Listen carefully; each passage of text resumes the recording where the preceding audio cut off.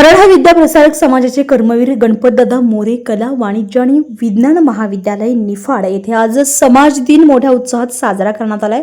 महाविद्यालय प्रांगणामध्ये विविध उपक्रम राबवून समाजातील कार्यकर्त्यांना श्रद्धांजली अर्पण करण्यात आली आहे।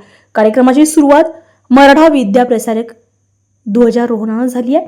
त्यानंतर कर्मवीरांच्या प्रतिमेचे पूजन आणि मराठा विद्या प्रसारक समाजगीत गाण गाण्यात आले। समाजसेविका कैलासवासी इंदुबाईताई रामनाथ क्षीरसागर यांना यावेळी श्रद्धांजली अर्पण करण्यात आली आहे।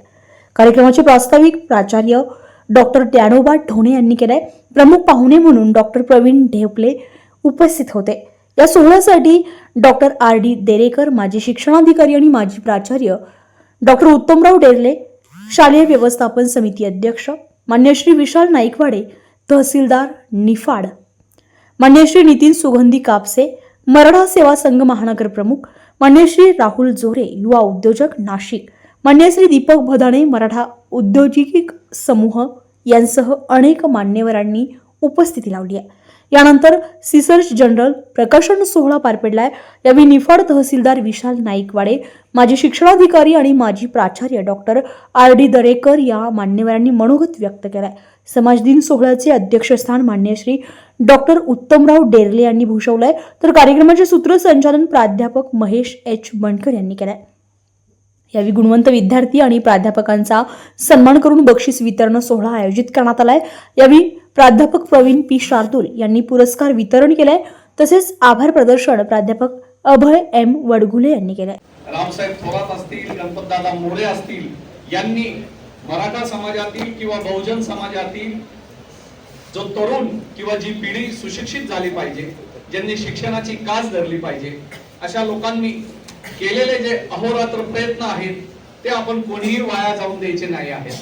रावसाहेब थोरात असतील, गणपतदादा मोरे असतील यांनी सत्यशोधक समाजाची चळवळ, त्याचप्रमाणे बहुजन समाजाला शिक्षण मिळावे, बहुजन समाज शेतीबरोबरच उद्योगधंद्याकडे वळला पाहिजे, शिक्षणाकडे वळला पाहिजे म्हणून जी मेहनत केली, त्या दोघांचं जे कर्तृत्व होतं, गणपतदादा मोरेंना ते समाज विघातक कृत्य करतात, सत्यशोधक समाजाचं काम करतात म्हणून जेलमध्ये टाकण्यात आलं होतं।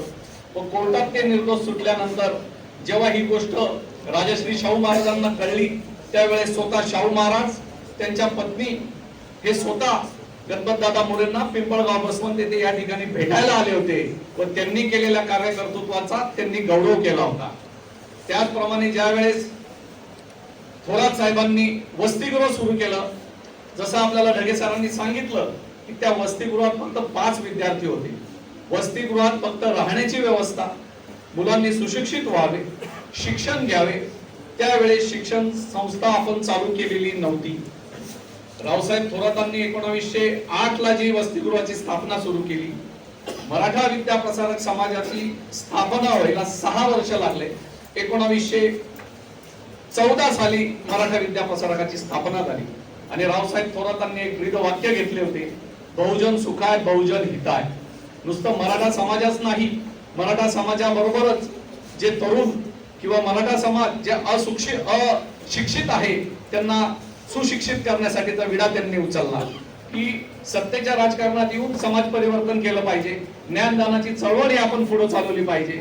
तेव्हा रावसाहेब थोरातांनी ठरवलं की आपण विधिमंडळात गेलं पाहिजे, आपल्या लोकांचा, जनतेचा आवाज आपण विधिमंडळात मांडला पाहिजे।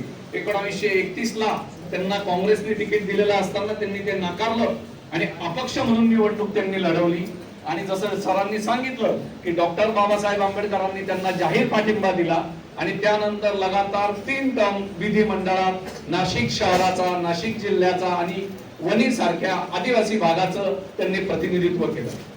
आज मला तुम्हाला या स्मृतींना उजाळा देण्याचं एवढंच काम आहे का ज्या कर्मवीरांनी आपल्या वृत्त संकलन विभाग, एबी न्यूज, नाशिक।